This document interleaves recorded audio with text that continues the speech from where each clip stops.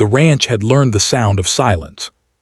For years, it stretched around Eli Mercer like a second skin.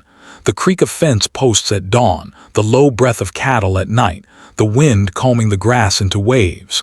People passed through Red Basin and kept going. Eli stayed. He fixed what broke, buried what died, and spoke only when words were useful. Loneliness didn't arrive all at once. It settled, slow and patient.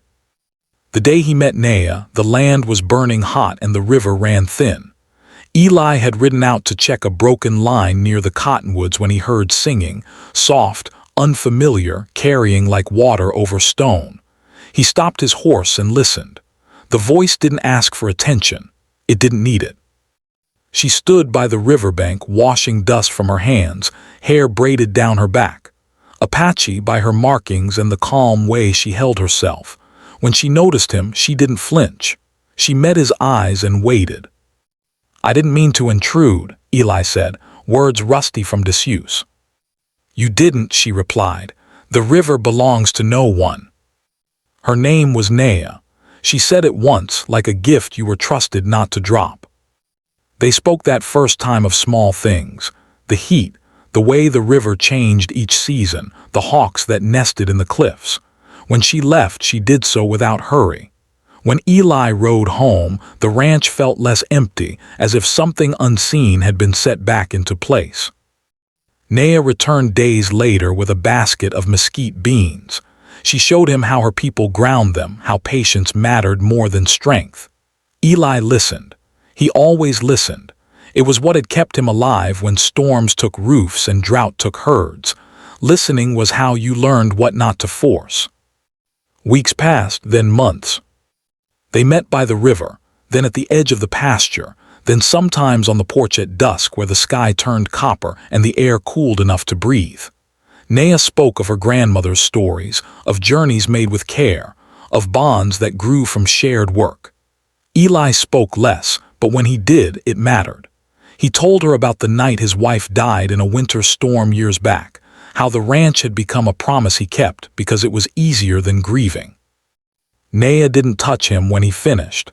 She didn't offer comfort like a solution. She sat with him in the truth of it. One evening, as the stars climbed, she said quietly, "I want to be closer to you." The words didn't rush him. They waited. Eli felt the weight of them, the responsibility, the hope. He had known want before, sharp and careless in his youth. This was different. This was an invitation that asked for care. "I don't know how," he said honestly. "We learn," Nea replied, "if we choose to." They chose to in ways that did not hurry. Closer meant shared mornings fixing a gate, their shoulders brushing as they lifted the beam together. It meant Eli asking before stepping into her space and Nea answering without fear. It meant laughter when he burned the bread and quiet pride when she taught him to cook it right. It meant walking into town together and meeting the looks, some curious, some cruel, and choosing not to shrink. Not everyone approved. A man at the saloon muttered words meant to wound.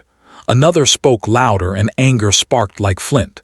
Eli felt it rise in him, old, dangerous. Nea's hand found his sleeve, not to stop him, to steady him. "Fury burns fast," she said later when the night was calm again. "We don't need to carry it." What followed wasn't simple. The town tested them.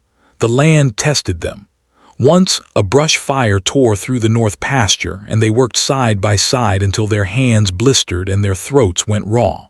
When it was done, they sat on the ground and watched the smoke thin, breathing together until the shaking stopped. Closeness grew from those moments, not taken, earned. Eli learned that love could be strong without being loud, that desire could be held without being used, that the truest kind of courage was restraint, choosing gentleness when power was available. When winter came, Nea stayed. They didn't make promises carved in stone. They made them the way the land did season by season with care. The ranch learned new sounds, 2 voices at breakfast, shared footsteps on the porch, a song carried on the evening wind. Loneliness left the way it had arrived, quietly. And the land, witness to all of it, kept the secret the best way it knew how, by blooming again in the spring.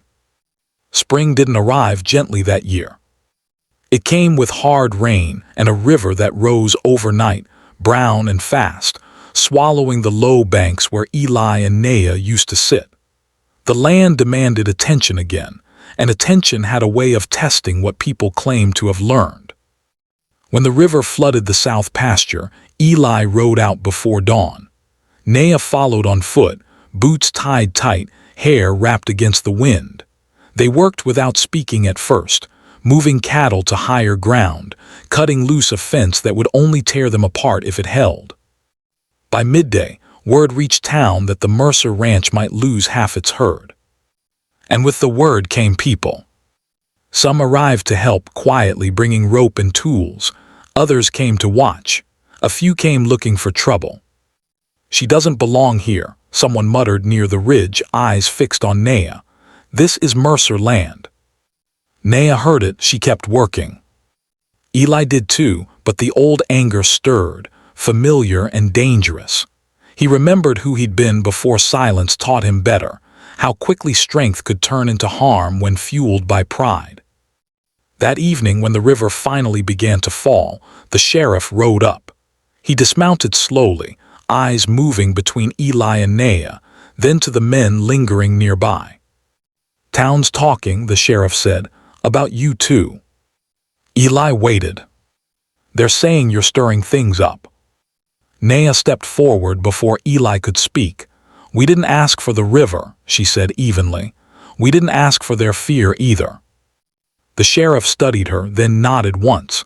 "Fear makes fools of good men," he said, "and loud ones of small thoughts." He turned to leave, then paused. "The herd's safe, that's what matters." The men drifted off as the light faded.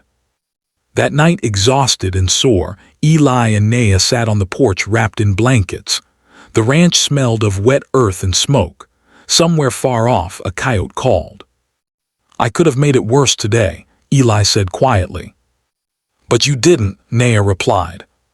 He looked at her. "I'm still learning when to stop." She met his gaze. "And I'm still learning when to stay." Weeks later, the town council announced a gathering, ostensibly about flood repairs, but everyone knew it was about more than that. Eli went. Nea came with him. They stood together as questions were asked, and judgments disguised themselves as concerns. Eli answered only what was necessary. When someone suggested Nea was the reason trouble followed the ranch, Eli shook his head.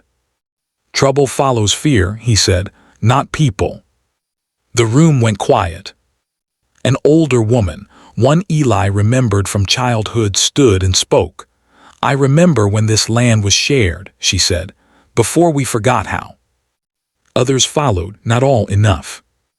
The vote passed for shared repairs along the river, ranchers and families working together. It wasn't acceptance. It was something closer to a beginning. Summer came strong and bright. The grass returned. The calves grew sturdy. Nea began teaching at the edge of town, language, stories, the old ways of listening to weather and water. Some children came first, then parents. Eli watched from a distance, pride tempered by humility. He helped where asked. He waited where he was. One evening, as they walked the fence line, Nea stopped and rested her hand on the post. "Closeness isn't about how near we stand," she said. "It's about how carefully we choose each other." Eli nodded. "Then I choose you," he said, "again today." She smiled, not wide, not showy, true. The ranch endured. The town shifted slowly. And what fury once promised, patience answered. Because what lasted wasn't the storm, or the whispers, or the anger that tried to rise. It was the quiet decision made daily, to be closer without taking. And to stay without fear, when staying mattered most.